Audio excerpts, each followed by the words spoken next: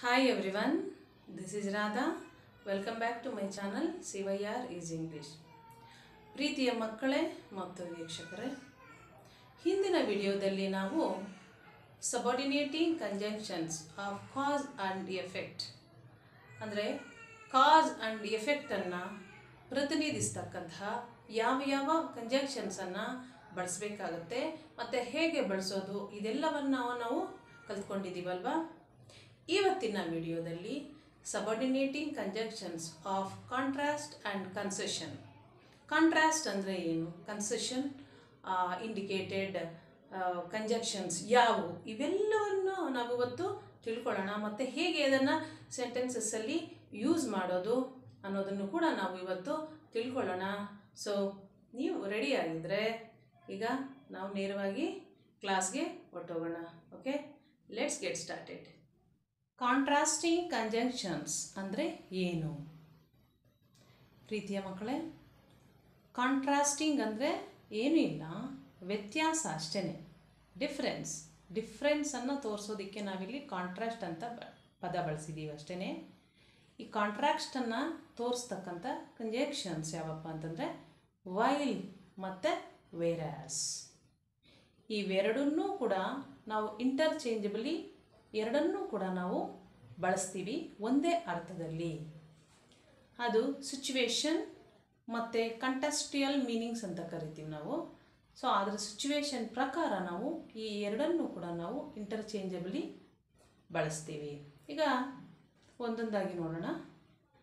While ನೋಡಿ, ವೈಲನ್ನು ಕನ್ನಡದಲ್ಲಿ ನಾವು ಅರ್ಥ ಕೊಟ್ಟರೆ ಅದೇ ಸಮಯದಲ್ಲಿ ಅನ್ನೋ ಅರ್ಥ ಬರುತ್ತೆ. ನೆಕ್ಸ್ಟ್ ವೆರಾಸ್ ಅಂದರೆ ಆದರೆ. ನೀವು ಈಗ ಯೋಚನೆ ಮಾಡ್ತಾ ಇರ್ಬೋದು, ಆದರೆ ಅಂದರೆ ಬಟ್ ಅಲ್ವಾ ಮಿಸ್? ಹೌದು. ಕಾಂಟ್ರಾಸ್ಟ್ ಅಂತಂದರೆ ಈ ರೀತಿ ಡಿಫ್ರೆನ್ಸನ್ನು ಹೇಳುವಾಗ ಸುಮಾರು ಕಂಜಂಕ್ಷನ್ಸ್ ಬರುತ್ತೆ. ಅದರಲ್ಲಿ ಎಟ್ ಬರುತ್ತೆ, ಬಟ್ ಬರುತ್ತೆ, ವೆರಾಸ್ ಬರುತ್ತೆ, ಆನ್ ದಿ ಅದರ್ ಹ್ಯಾಂಡ್ ಬರುತ್ತೆ, ವೈಲ್ ಬರುತ್ತೆ. ಸೊ ಇವೆಲ್ಲವೂ ಕೂಡ ಕಾಂಟ್ರಾಸ್ಟನ್ನು ತೋರಿಸ್ತಕ್ಕಂಥದ್ದೇ. ವಿವಿಧ ರೀತಿಯಲ್ಲಿ ನಾವು ಬಳಸ್ಬೋದು ಅದನ್ನು. ಸೊ ಇದು ಕೂಡ ಅದೇ ಅರ್ಥ ಕೊಡುತ್ತೆ. ಇದನ್ನು ನೀವು ಚೆನ್ನಾಗಿ ನೆನಪಿಟ್ಕೊಂಡ್ರೆ ನೀವು you can use these words in your English language. ನೋಡಿ, while my sister prefers chocolate, I prefer cake. ನೋಡಿ ಎಷ್ಟು ಕ್ಲಿಯರ್ ಆಗಿದೆ. While my sister prefers chocolate, ಇದು subordinating clause. I prefer cake, ಇದು ಆ್ಯನ್ ಇಂಡಿಪೆಂಡೆಂಟ್ ಕ್ಲಾಸ್. ಈಗಾಗಲೇ ನಾವು previous ವಿಡಿಯೋದಲ್ಲಿ discuss ಮಾಡಿದ್ದೀವಿ. ಸೊ ಇಲ್ಲಿ ನೋಡಿ, ಈ ಒಂದು ಸೆಂಟೆನ್ಸ್ ಸಬಾರ್ಡಿನೇಟ್ ಕ್ಲಾಸಿಂದ ಸ್ಟಾರ್ಟ್ ಆಗಿರೋದ್ರಿಂದ ನಾವಿಲ್ಲಿ ಕಾಮ ಬಳಸಿದ್ದೀವಿ. ವೆರಾಸ್ ನೋಡಿ, ಇಲ್ಲಿ ಕೂಡ ನಾನು ವೆರಾಸನ್ನು ಬಳಸಿದ್ದೀನಿ ಅಲ್ವಾ. ಐ ಲೈಕ್ ಇಂಗ್ಲೀಷ್, ಈ ಸೆಂಟೆನ್ಸಸ್ಸಲ್ಲಿ ನಾನು ಕಾಮ ಬಳಸಿಲ್ಲ. Because this sentence is started with an independent class. ಹಾಗಾಗಿ ಇಲ್ಲಿ ಅವಶ್ಯಕತೆ ಇಲ್ಲ, ನಾವು ಬಳಸುವ ಹಾಗಿಲ್ಲ, ನಾವು ಇಲ್ಲಿ ಮಾತ್ರ ಬಳಸಬೇಕಾಗುತ್ತೆ. ಮತ್ತು ಇಲ್ಲಿ ಕಾಂಟ್ರಾಸ್ಟ್ ಅಂದರೆ ನೋಡಿ, ಇಲ್ಲಿ ಮೈ ಸಿಸ್ಟರ್ ಪ್ರಿಫರ್ಸ್, ಅವಳು ಚಾಕ್ಲೇಟನ್ನು ಪ್ರಿಫರ್ ಮಾಡ್ತಾಳೆ, ನಾನು ಕೇಕನ್ನು ಪ್ರಿಫರ್ ಮಾಡ್ತೀನಿ. ನೋಡಿ, ಇದು ವ್ಯತ್ಯಾಸ ಅಲ್ವಾ, ಡಿಫ್ರೆನ್ಸ್. ನಾನು ಕೇಕ್ ಆದರೆ ಮೈ ಸಿಸ್ಟರ್ ಚಾಕ್ಲೇಟ್. ಸೊ ಈ ಡಿಫ್ರೆನ್ಸನ್ನು ತೋರಿಸೋದನ್ನು ನಾವು ರೆಪ್ರೆಸೆಂಟ್ ಮಾಡುವಾಗ ವೈಲನ್ನು ಬಳಸ್ತೀವಿ ಅಷ್ಟೇ. ಅದೇ ನೋಡಿ, ಐ ಪ್ರಿಫರ್ ಕೇಕ್, ಅದೇ ಸಮಯದಲ್ಲಿ ನಮ್ಮ ಸಿಸ್ಟರು ಚಾಕ್ಲೇಟನ್ನು ಪ್ರಿಫರ್ ಮಾಡ್ತಾಳೆ ಅಷ್ಟೇ. I like English while my brother likes Kannada. ನಾನು ಇಂಗ್ಲೀಷನ್ನು ಇಷ್ಟಪಡ್ತೇನೆ, ಅದೇ ಸಂದರ್ಭದಲ್ಲಿ ನನ್ನ ಬ್ರದರ್ ಕನ್ನಡನ ಇಷ್ಟಪಡ್ತಾರೆ ಅಷ್ಟೇ. ನೋಡಿ, ಈ ಜಾಗದಲ್ಲಿ ಈ ಪದವನ್ನು ಹಾಕ್ಕೊಂಡು ನೀವು ಹೇಳಿದಾಗ ಅದೇ ಅರ್ಥ ಬರುತ್ತೆ. ದಟ್ಸ್ ಇಟ್, ವ್ಯತ್ಯಾಸ. Next let's have a look at this. Whereas ಅನ್ನು ಇದೇ ಅರ್ಥದಲ್ಲೇ ಬಳಸ್ತೀವಿ. Hari is tall and bold, whereas his brother is short and lazy. ಇಲ್ಲಿ ನೋಡಿ, ಇಬ್ಬರು ವ್ಯಕ್ತಿಗಳ ಕ್ವಾಲಿಟೀಸನ್ನು, ಡಿಫ್ರೆನ್ಸನ್ನು ಹೇಳುವಾಗ ನಾವು ವೆರಾಸ್ ಅನ್ನು ಬಳಸಿದ್ದೇವೆ. ನೋಡಿ, ಹರಿ ಟಾಲ್ ಆ್ಯಂಡ್ ಬೋಲ್ಡ್. ಹರಿ ಎತ್ತರವಾಗೂ ಇದ್ದಾನೆ ಮತ್ತು ಬೋಲ್ಡ್ ತುಂಬ ಧೈರ್ಯವಂತ, ಆ್ಯಕ್ಟಿವ್ ಆಗಿದ್ದಾನೆ. ಆದರೆ ಹೀಸ್ ಬ್ರದರ್ ಈಸ್ ಶಾರ್ಟ್, ಅವನು ಕುಳ್ಳ ಇದ್ದಾನೆ ಮತ್ತು ಸೋಮಾರಿಯಾಗಿದ್ದಾನೆ, ಲೇಜಿ. ಸೊ ಈ ರೀತಿ ನಾವು ಇದನ್ನೇ ನಾವು ಕಾಂಟ್ರಾಸ್ಟ್ ಅಂತ ಕರೆಯೋದು. ವ್ಯತ್ಯಾಸವನ್ನು ತೋರಿಸೋದಕ್ಕೆ ನಾವು ಬಳಸ್ತೀವಿ. Here we have one more example.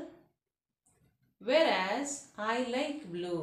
ನೋಡಿ, ಇಲ್ಲಿ ಕಾಮ ಬಳಸಿದ್ದೀನಿ ನಾನು, because this is started with subordinating clause. Whereas I like blue, she likes green. ನಾನು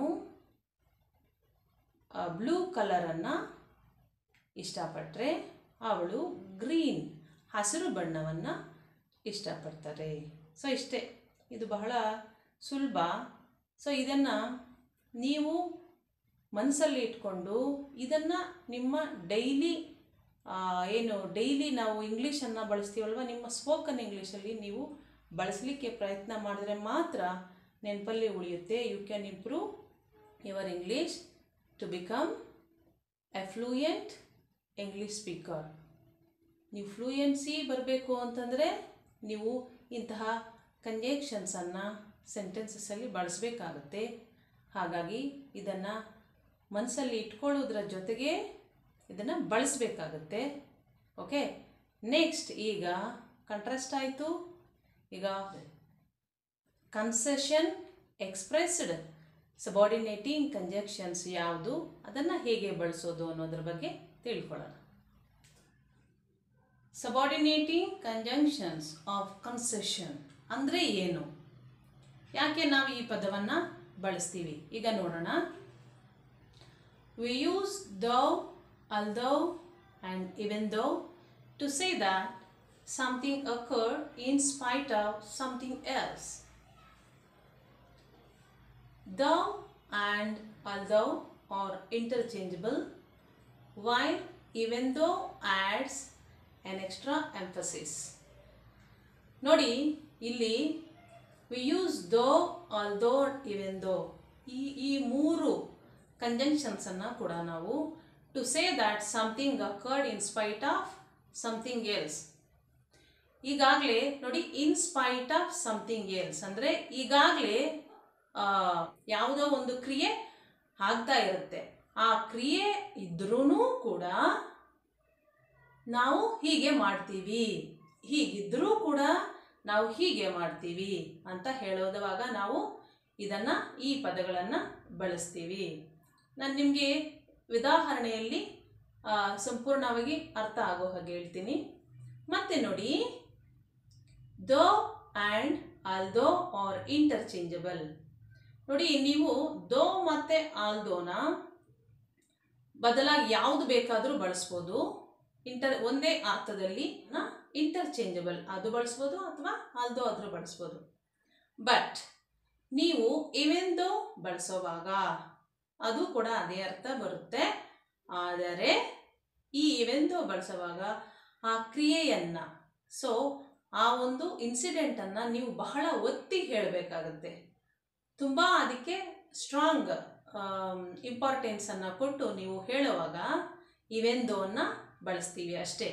ಮತ್ತು ಇನ್ನೆಲ್ಲ ಅರ್ಥ ಒಂದೇ. ಇಲ್ಲಿ ಬನ್ನಿ, ನಾನು ಕನ್ನಡದಲ್ಲಿ ಅರ್ಥ ಬರೆದಿದ್ದೀನಿ. ದೋ ಅಂದರೆ ಆದರೂ, ಆದರೆ ಅಂತ ಬರಲ್ಲ, ಆದರೂ ಅನ್ನೋ ಅರ್ಥ ಬರುತ್ತೆ. ಆಲ್ದೋ ಆದರೂ, ಆದಾಗ್ಯೂ, ಈ ಎರಡು ಅರ್ಥನೂ ಬರುತ್ತೆ. ಇದು ಅಷ್ಟೇ, ಒಂದೇ ಅರ್ಥ, ಸೇಮ್ ಅದೇ ರೀತಿ ಬರುತ್ತೆ ನೋಡಿ. ಈವೆನ್ ದೋ, ಆದರೂ ಸಹ. ಮತ್ತು ಇಲ್ಲೇನು ಸ್ವಲ್ಪ ನಾವು ಇಲ್ಲಿ ಎಂಫಸಿಸ್ ಮಾಡಿದ್ದೀವಿ, ಅಂದರೆ ಇಲ್ಲಿ ಸ್ವಲ್ಪ ಒತ್ತಿ ಹೇಳ್ತಿದ್ದೀವಿ ಅಷ್ಟೇ, ಇನ್ನೇನು ಇಲ್ಲ. ಸೊ ಈ ಮೂರು ಪದಗಳು ಕೂಡ ಒಂದೇ ಅರ್ಥ ಕೊಡುತ್ತೆ. ಸೊ ನಾವು ಈ ಮೂರು ಪದಗಳನ್ನು ಕೂಡ ನಾವು ಯಾವುದಾದ್ರೂ ಈ ರೀತಿ ಕನ್ಸೆಷನ್ ಅಂತಂದರೆ ಒಂದು ರೀತಿ ರಿಯಾಯಿತಿ ಅಂತ ಹೇಳ್ತೀವಿ. ಏನು ರಿಯಾಯಿತಿ ಅಂತಂದರೆ, ಏನೋ ಒಂದು ಆಲ್ರೆಡಿ ಘಟನೆ ಅಥವಾ ಒಂದು ಕ್ರಿಯೆ ನಡೀತಾ ಇದ್ರೂ ಕೂಡ ಮತ್ತು ಇದನ್ನು ನಾನು ಮಾಡಿದೆ ಅಂತ ಹೇಳೋದೇ ರಿಯಾಯಿತಿಯಲ್ಲಿ ಅರ್ಥ ಬರುತ್ತೆ. ಓಕೆನಾ? ನೋಡಿ, ಈ ಪದಗಳನ್ನು ನೋಡಿದಾಗ ಆಲ್ಮೋಸ್ಟ್ ಎಲ್ಲ ಒಂದೇ ಅರ್ಥ ಕೊಡುತ್ತೆ. ಆದರೆ ಅವುಗಳ ಇಂಪಾರ್ಟೆನ್ಸನ್ನು ನೋಡಿಕೊಂಡು ನಾವು ಇದನ್ನು ಬಳಸಿದ್ರೆ ಸಾಕು. ಇನ್ನೊಂದು ಬಹಳ ಮುಖ್ಯವಾಗಿ ತಿಳ್ಕೊಳ್ಬೇಕಾಗಿರೋದು, ದೌ ಅನ್ನು ನಾವು ಹೆಚ್ಚಾಗಿ ಇನ್ಫಾರ್ಮಲ್ ಇಂಗ್ಲೀಷಲ್ಲಿ ಬಳಸ್ತೀವಿ. ಅಂದರೆ ಸ್ಪೋಕನ್ ಇಂಗ್ಲೀಷಲ್ಲಿ ಹೆಚ್ಚಾಗಿ ಬಳಸಬಹುದು. ಆದರೆ ದೋ ಕಂಜಂಕ್ಷನ್ ಅನ್ನು ನೀವು ಫಾರ್ಮಲ್ ಇಂಗ್ಲೀಷ್ ಅಥವಾ ರಿಟನ್ ಇಂಗ್ಲೀಷಲ್ಲಿ ನಾವು ಇದನ್ನು ಬಳಸಬಾರ್ದು.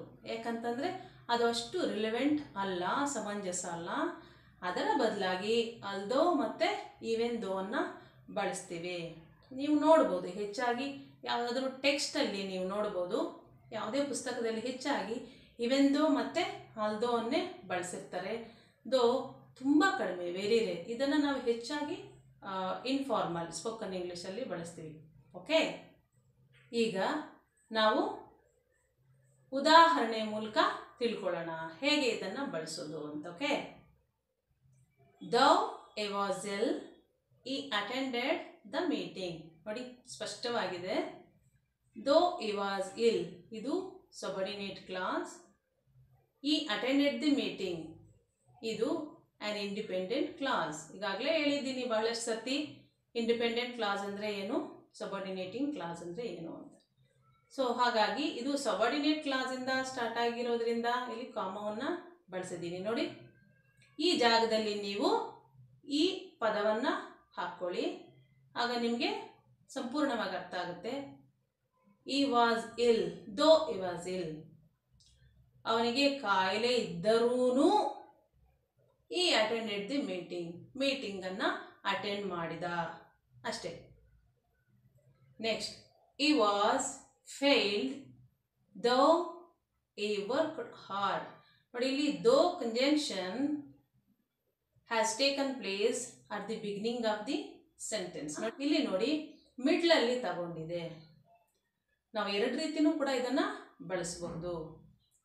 ಈ ವಾಸ್ ಫೇಲ್ಡ್ ದೋ ಈ ವರ್ಕ್ ಹಾರ್ಡ್. ನೋಡಿ, ಅವನು ಫೇಲ್ ಆದ, ದೋ ಈ ವರ್ಕ್, ಅವನು ತುಂಬ ಕಷ್ಟಪಟ್ಟು ಓದಿದ್ರೂ ಫೇಲ್ ಆದ ಅನ್ನೋ ಅರ್ಥ ಬರುತ್ತೆ.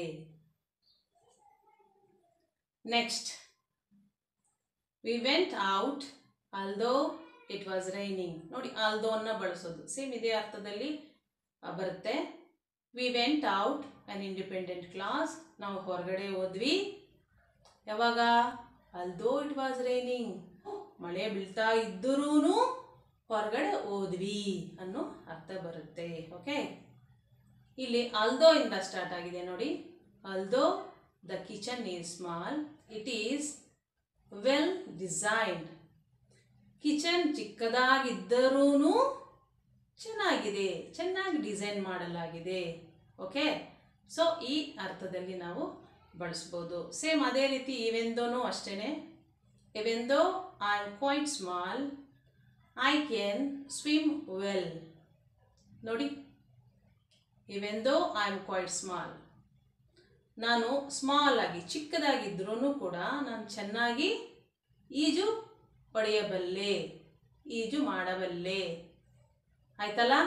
ನೋಡಿ, ಈ ರೀತಿ ನಾವು even though I am quite small ಅನ್ನು ಬಳಸ್ಬೋದು. ಮತ್ತು ಇವೆಂದೋನ we can use either at the beginning of sentence or in the middle of a sentence. ನಾವು ಪ್ರಾರಂಭದಲ್ಲೂ ಬಳಸ್ಬೋದು ಮತ್ತು ಮಿಡ್ಲಲ್ಲೂ ಕೂಡ ನಾವು ಇವೆಂದೋವನ್ನು ಬಳಸ್ಬೋದು. ಸೊ ಈ ಮೂರನ್ನು ಕೂಡ ಆ ರೀತಿ ಬಳಸ್ಬೋದಾಗಿದೆ. ಸೊ ಪ್ರೀತಿಯ ಮಕ್ಕಳೇ ಮತ್ತು ವೀಕ್ಷಕರೇ, ಇವತ್ತಿನ ವಿಡಿಯೋದಲ್ಲಿ ನೀವು how to use subordinating conjunctions of contrast and concession ಇವುಗಳನ್ನು ಹೇಗೆ ಬಳಸೋದು ಅನ್ನೋದನ್ನು ಕಲ್ತ್ಕೊಂಡಿದ್ದೀರಾ ಅಂತ ಭಾವಿಸಿದ್ದೀನಿ. ವೆರಾಸ್ ಎಲ್ಲಿ ಬಳಸುವುದು, ವೈಲ್ ಯಾವಾಗ ಬಳಸುವುದು, ಹಾಗೆಯೇ ದೋ ಮತ್ತು ಆಲ್ದೋ ಮತ್ತು ಈವನ್ ದೋ ಇವೆಲ್ಲವನ್ನು ಕೂಡ ಹೇಗೆ ಬಳಸೋದು ಸೆಂಟೆನ್ಸಸ್ಸಲ್ಲಿ ಅಂತ ತಿಳ್ಕೊಂಡಿದ್ದೀರಾ ಅಂದ್ಕೊಂಡಿದ್ದೀನಿ. ಸೊ ನೆಕ್ಸ್ಟ್ ವಿಡಿಯೋದಲ್ಲಿ ನಾವು ಮೀಟ್ ಆಗೋಣ. Until then, keep watching, keep learning.